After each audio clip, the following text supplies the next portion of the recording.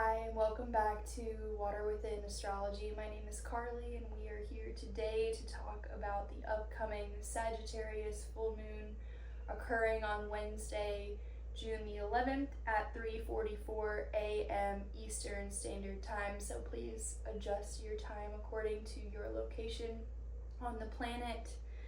I am talking to you today on the 5th of June, and we are seeing some really beautiful transits happening alongside of this full moon, before and after, and all of these things are contributing to the energy of the full moon. So they're not more or less important than the actual full moon itself. They are all dancing together and playing a part in the energies. So let's get into it. The sun and the moon are going to be at the same degree of 20 degrees. The sun at 20 degrees of Gemini, the moon at 20 degrees of Sagittarius. So we're looking at around 20 degrees in your chart. If you have any aspects or planets there occurring, I can let you know if you need help, or you can take a look for yourself. Let me know if I can be of any assistance.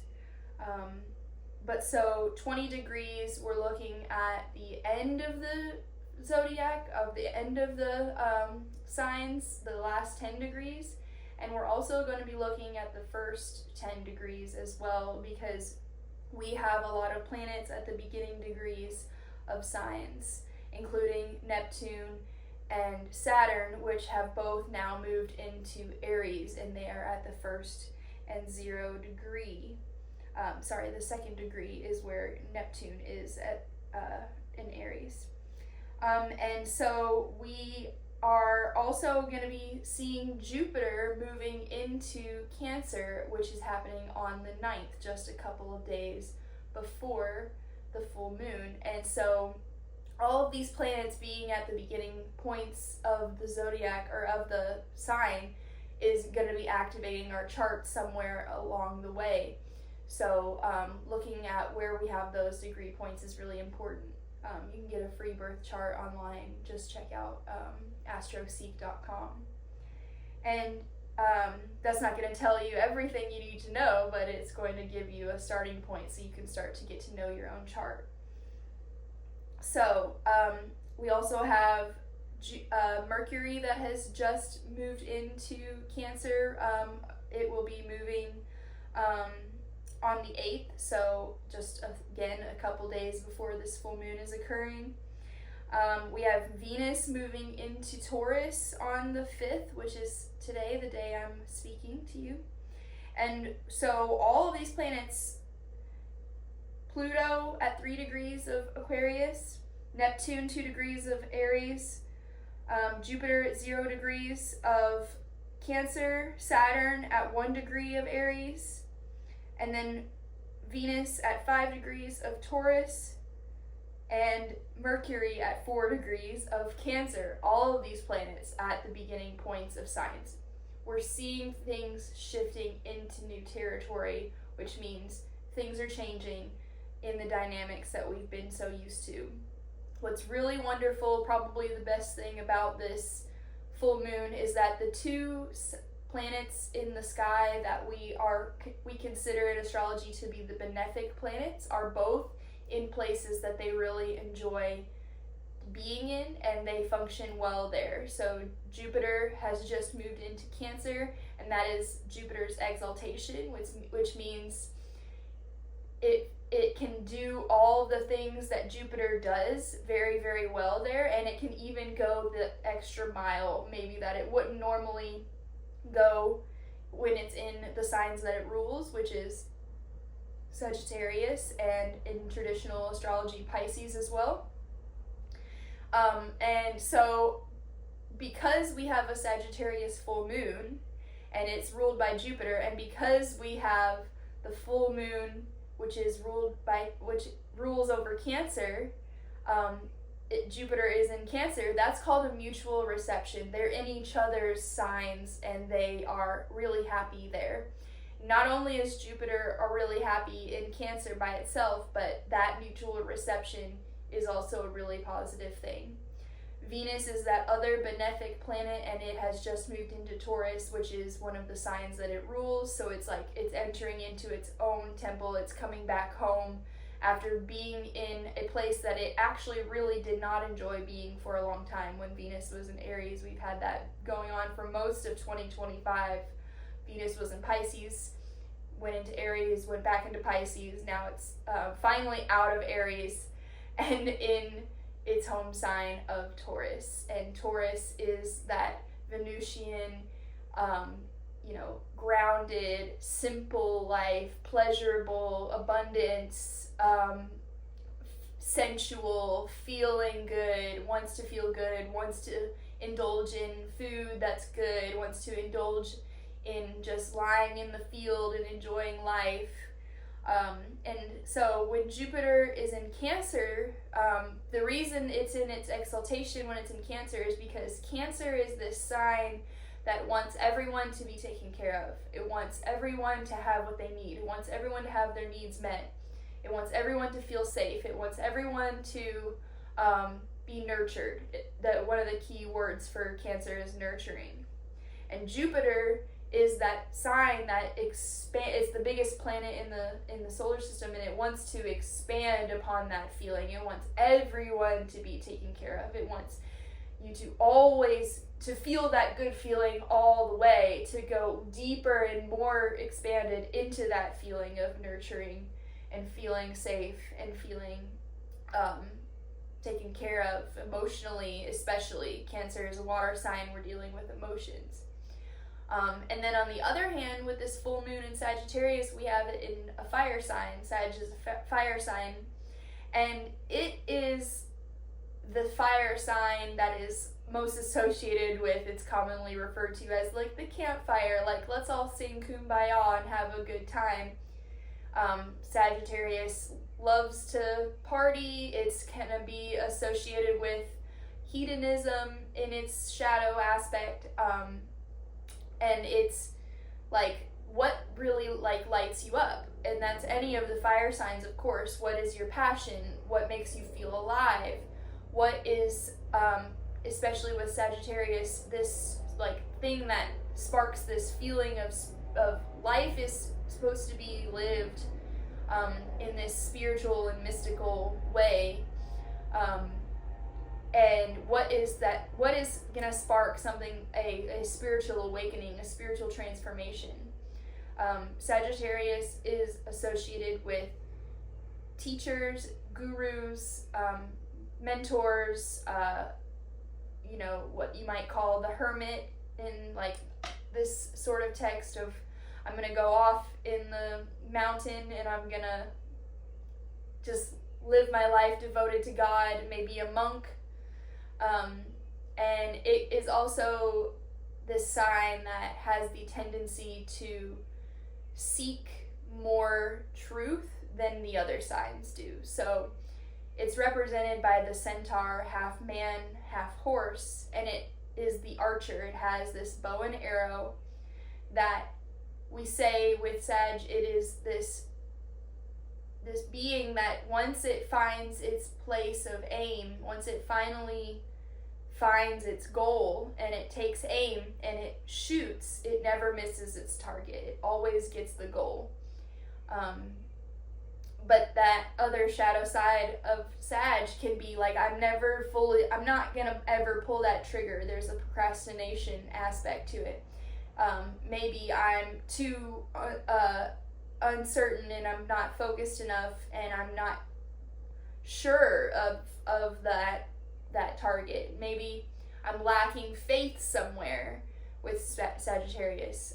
And that faith is actually what is the driving force for Sagittarius's ability to pull the trigger and really make it to its goal. And that has been a lot lately with the Jupiter in Gemini wrapping its round up in Gemini. It was a long year for Jupiter in Gemini because that's a place it did not like to be either. And we could have been feeling so overwhelmed as far as the information that we've been taking in.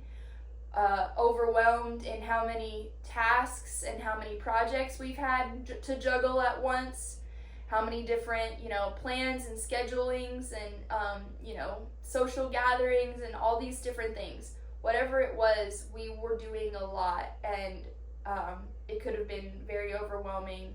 And that could lead us to, with Jupiter and Cancer, wanting to stay home more, wanting to recalibrate our nervous system, wanting to retreat. Cancer is the crab, back into our shell and in our safe place, our home. Cancer is associated with the home as well as the moon. Wanting to, maybe change our home living situation with Jupiter, because it's like maybe we've come to terms with the fact that we've become so overwhelmed in whatever situation we were in that we cannot continue this way anymore, and we have to make a change in order to get a deeper sense of safety. So throughout this video, I'm going to be talking a lot about the Jupiter in Cancer, because Jupiter is the ruler of this full moon. Like I said, Jupiter rules over Sagittarius. And I'm also going to be talking about the full moon and the aspects that it is making, because just because we have both the benefic planets in places that they like to be does not mean it's going to be all sunshine and rainbows. I really hate to break it to you. Trust me, I really hate to break it to you. As if it hasn't been enough of a year of change, we are definitely going to be having a jolting awakening with this full moon. And for the next year with Jupiter in Cancer, we are going to be feeling all the lunations more than we normally do. Like I said, Jupiter expands onto everything that it touches, and when Jupiter is in the sign of the moon, that's Cancer, the moon aspects and the moon things that are going to be happening for the next year are going to be even more intense and even more felt and even more experienced in our daily lives than we have had them before. So that doesn't necessarily mean it's a bad thing. It just means now would be a really good time to start living cyclically in alignment with the moon phases. If you're not already doing that, I'm sure if you are watching this channel, you are someone who pays at least some attention to the moon and what's happening with it. But the moon switches signs every 2.5 days or so, and that is the change of the energy. The moon is the closest celestial body to Earth, and so it does really matter a lot. And we know with science that the moon has a gravitational pull, and it applies to our planet, and it pulls on the tides of the ocean, and as well as us, we are water bodies. 95% on a molecular level, we are water. And you've heard the saying, water is life. That is going to be more evident and true now more than ever. So definitely start to drink more water. If you are having any sort of physical body symptoms, drinking more water, drinking more getting more foods that are high water content is going to be great. Fruits and vegetables, not to mention whatever our symptoms might be, it's going to be important for us to acknowledge the feminine in this process, because Cancer, ruled by the moon, represents the feminine, it represents the body, it represents the home, it represents nurturing. It really loves to be the one to feed everybody. It loves to be the one to make sure everybody's getting enough water, and it's the the mom in the group.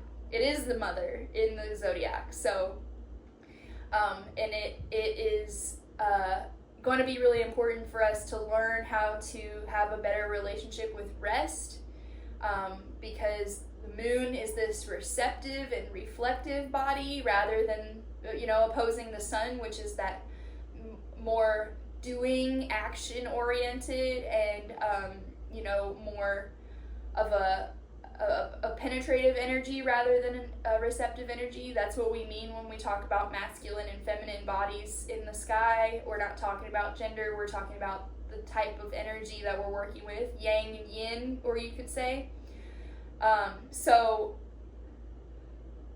we're going to have a chance to tune in with our relationship with rest. We're going to have a chance to lean into our feminine, to lean into our softness, to lean into our self-care, to realize that our self-care is not selfish, especially with Saturn and Neptune in Aries. Aries is that sign of the self, and it is that sign of like knowing oneself and taking care of oneself in order to get done what needs to get done. And Aries is that masculine sign, and it wants to get shit done. It wants to get done fast, and it wants to get it done first. So it wants to take action maybe before it thinks things through. And then that working together with that Cancer energy is going to be like, but what about how it makes me feel? And maybe we're taking impulsive actions from our feelings rather than thinking things through. Virgo on the South Node, Virgo's that planning. Maybe we threw the plans out the window and we're just like, I'm feeling this way. Enough is enough. I'm upset. I'm hurt. I'm angry. That's Aries. I'm not feeling safe. That's the Cancer. And I'm going to take action because enough is enough. We have to be careful about that, especially between the beginning and the end of June. As soon as Jupiter moves into Cancer, by the end of the month is when we're going to have this square that Jupiter is making to Aries, Neptune and Saturn in Aries. And that's going to be why the Jupiter in Cancer, positive, awesome, like exaltation energy is going to be a little bit difficult in the beginning, because it's going to first make that square for the first month, and it's going to be calling us to, once again, Saturn and Neptune have been traveling together for a while now in Pisces, and it was like, what is our dream, and what do we need to do to make our dream a reality? Because Saturn is that reality, Pisces is the dream, Neptune is Pisces. And now that both of them are in Aries, it's more like, okay, now really, how do we make it reality? How do we make it real? How do we make it our identity? Aries is who we are. How do we make the dream and us one? And what long-term, maybe difficult and requiring discipline action with Saturn, what's it going to take to make that dream real? And also whatever unrealistic things that we might have been wearing rose-colored glasses about with the Neptune in Pisces is now going to be ripped off, and it's like, what was I thinking with that? And not to gaslight ourselves about that dream is stupid. It's more like, okay, maybe I was getting real with yourself and not being mean. It's just, okay, but what really is possible here? Maybe I can work with this in a more realistic way. And, don't throw it out. Don't throw the baby out with the bathwater. And don't be too hard on yourself as to if you shoot for the moon, even if you miss, you're gonna land among the stars. That is probably the best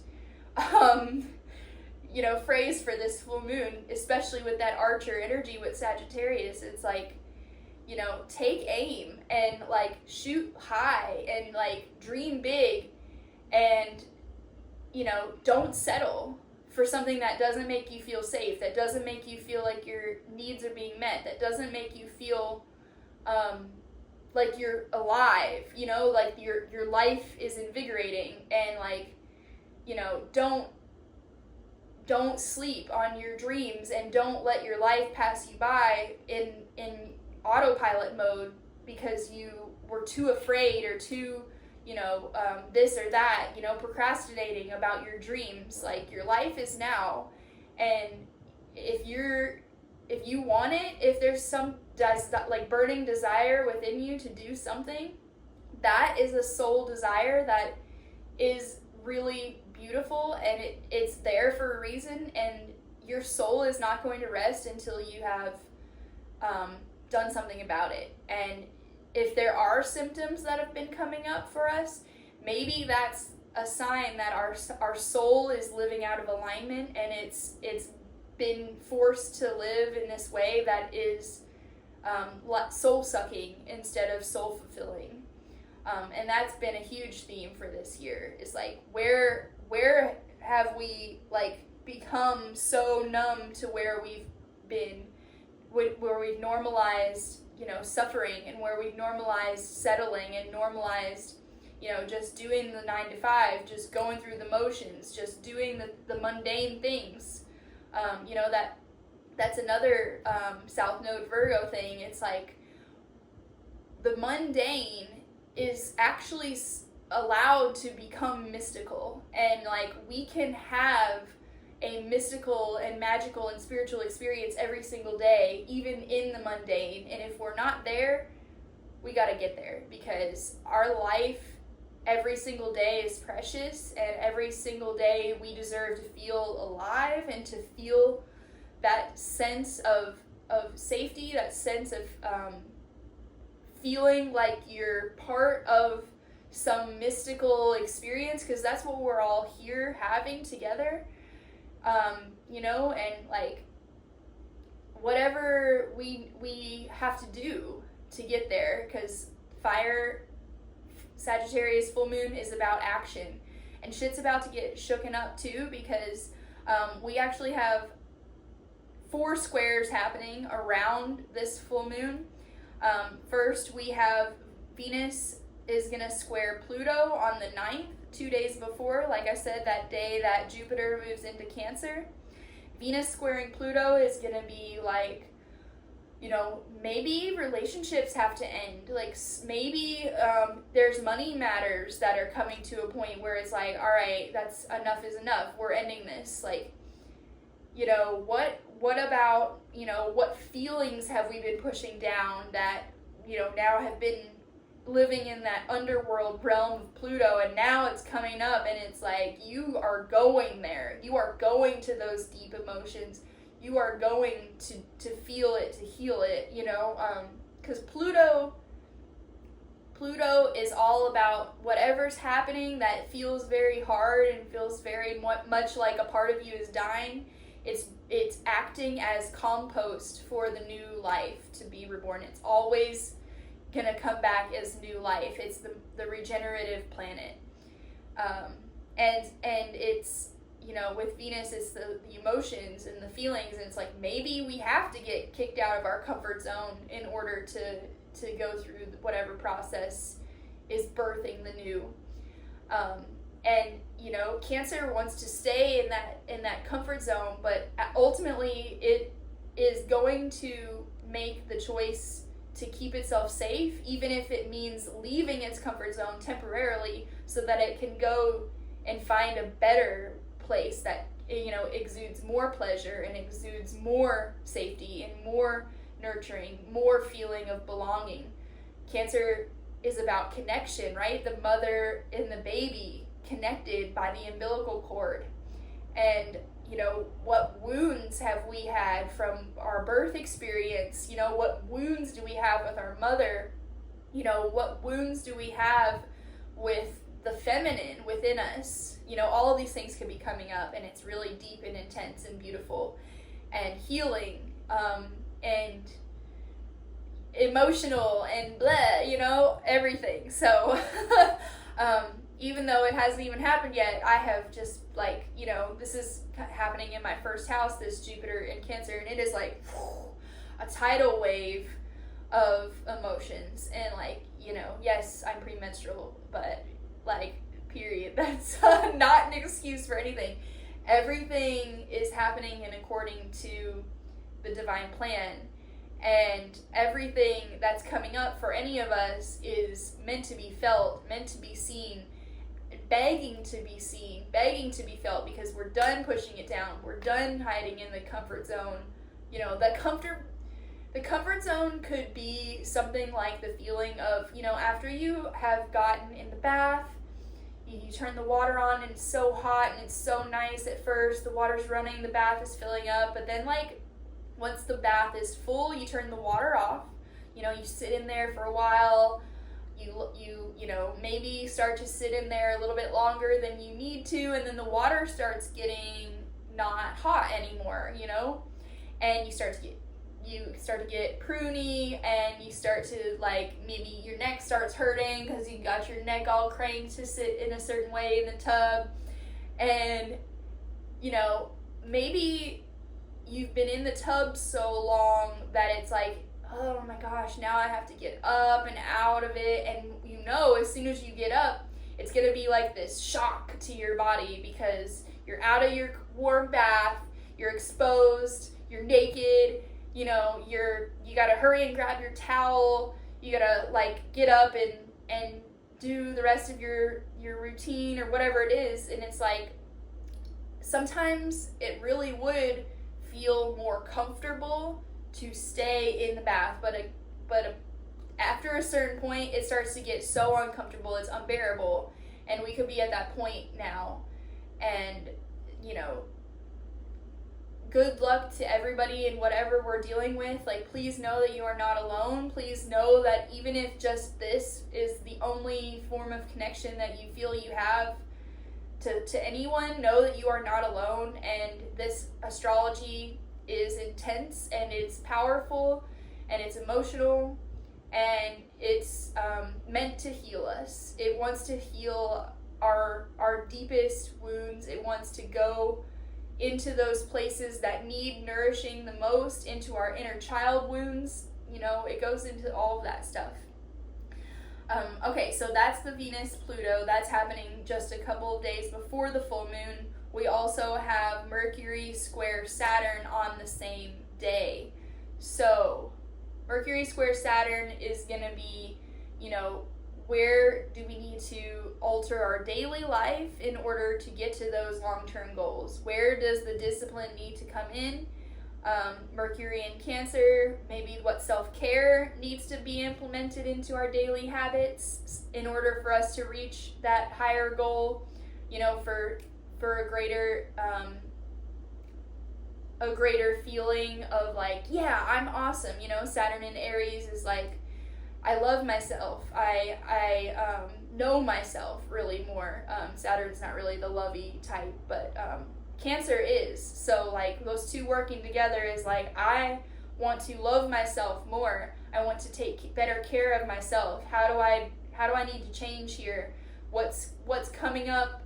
And maybe it's a harsh lesson. It's like a slap in the face from Saturn, and it's like, that could be physical symptoms for sure. It could be, diagnosis even. And it's like, okay, something's got to give, something's got to change. This cannot go on this way. And then we have two more squares.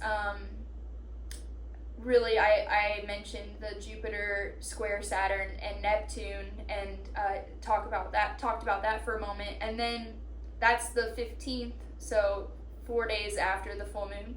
And then Mars is going to square Uranus on that exact same day. Mars square Uranus, guys, we can't catch a break. Mars square Uranus could be, Mars rules over our masculine energy. It rules over action and what needs to get done. Maybe something happened where we took action that we thought would be a certain outcome, and then it wasn't that outcome, and it's like a shock to us about like, oh, shit, like that didn't turn out the way I thought it would. Like, I thought I was doing the right thing. Type of energy, and maybe it is something with Uranus now in Gemini is like, maybe you said the wrong thing. Whatever it is, all of these things are going to be playing out in the story of the full moon. I think ultimately that full moon energy that is on the 11th is going to be a time of really understanding where we have fallen out of a place of enjoying life, where we can allow ourselves to maybe step out of our comfort zone and enjoy life for a moment. Even if we've got a lot going on emotionally, like maybe coming together in a group, Sagittarius, like I said, that campfire energy, getting together and coming together for a common cause and finding a sense of safety through that, finding a sense of safety and togetherness and connection through, dancing and partying, hopefully in a way that isn't going against that self-care stuff, but dancing, singing, sitting in workshops. Sagittarius loves to learn. It's that higher learning. It's that let's seek more knowledge. Let's expand the mind. Let's expand ourselves through seeking knowledge. And so, workshops is a great thing. Bonding over those types of subjects, like you coming together to learn the same subject and being comrades in that way. That's wonderful. So there's a lot of opportunity here.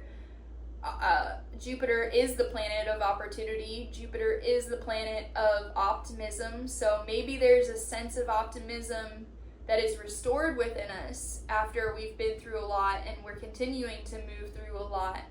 I do want to say that I think by the time we get to the next full moon, we will be in a better spot with the Jupiter Cancer situation. We'll be moving away from those squares and, haven't looked at it yet, but let's just keep the hope alive, guys. Keep the optimism up, even if it's a little delusional,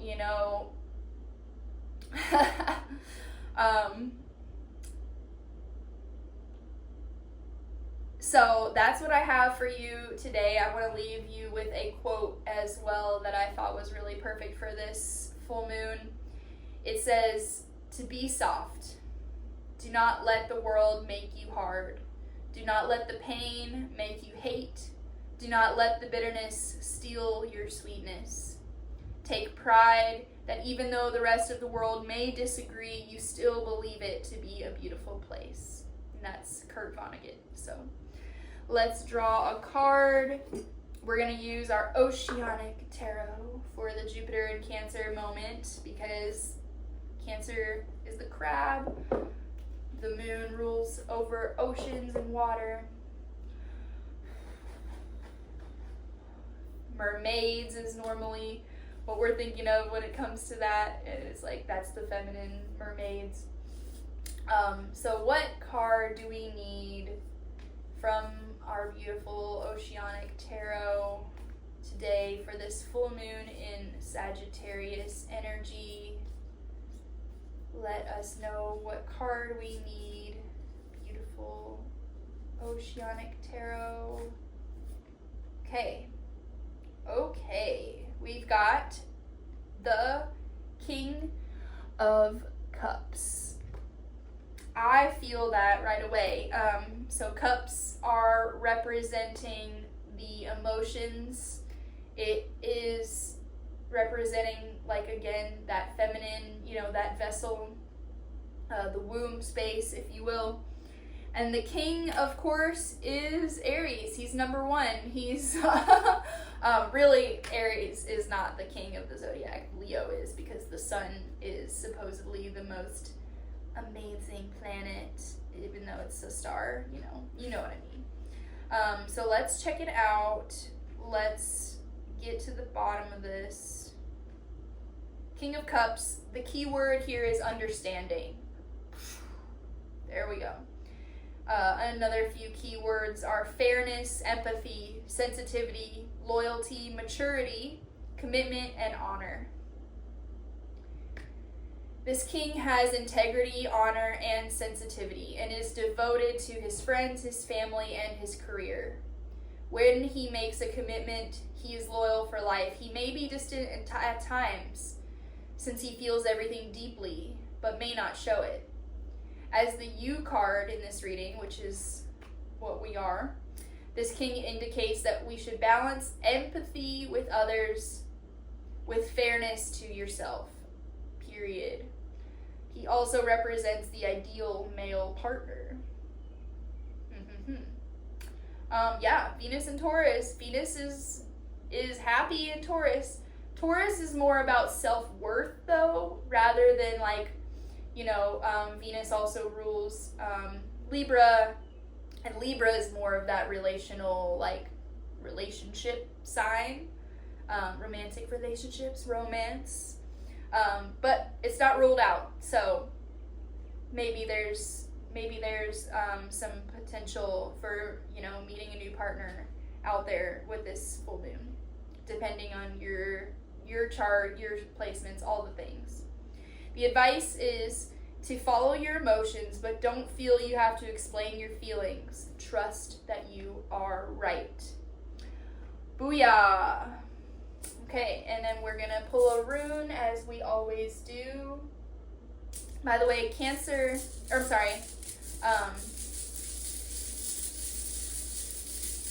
yeah, never mind.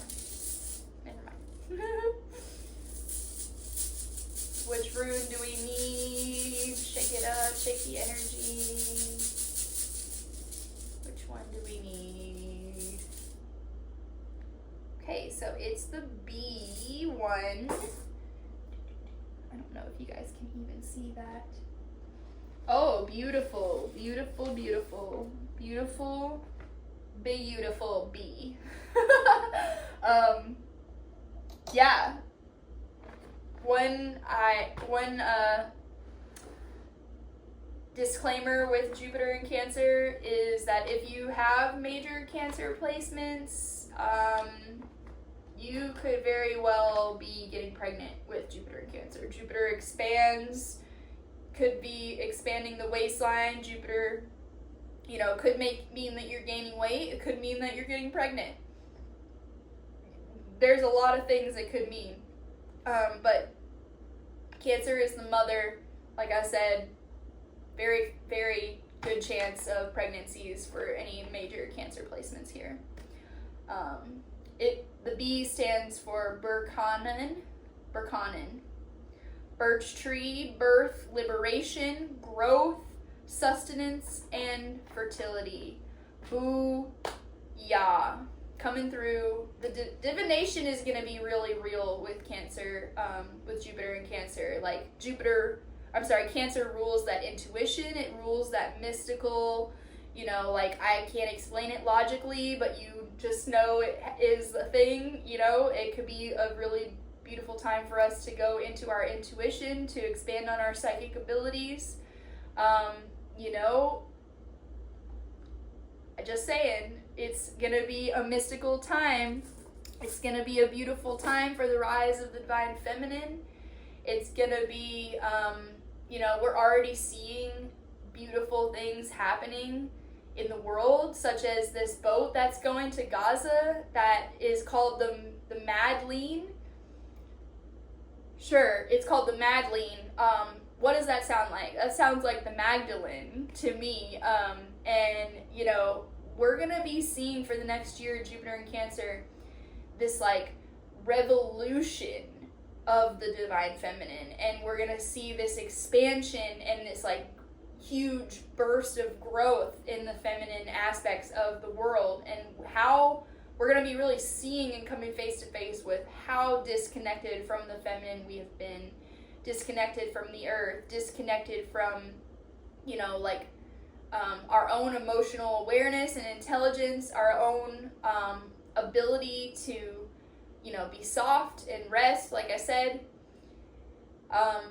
Update on the Vylana Aubrey Marcus situation. Everyone is exploding still about coming to her defense. That could be a big thing with this Cancer energy, is coming to the defense of women, and seeing any marginalized group of people or whatever, and coming to their defense and saying, I'm going to protect this thing. I'm going to do what I need to do to bring, safety to this situation that has been so unsafe for so long. And Cancer's the crab. It's got those pinchers, like, look out. And it also has the pinchers that can hold on even when it might not need to hold on any longer. So we could be seeing, like, this like grief around, like, I want to hold on to the old things. I want to hold on to my comfort zone. I want to hold on to whatever. And it's like, no. If the sense of safety is not there, we cannot hold on any longer. So that's what I have for you. I really appreciate anyone who is watching these videos. If you haven't already, like and subscribe, and we will be back in 2 weeks.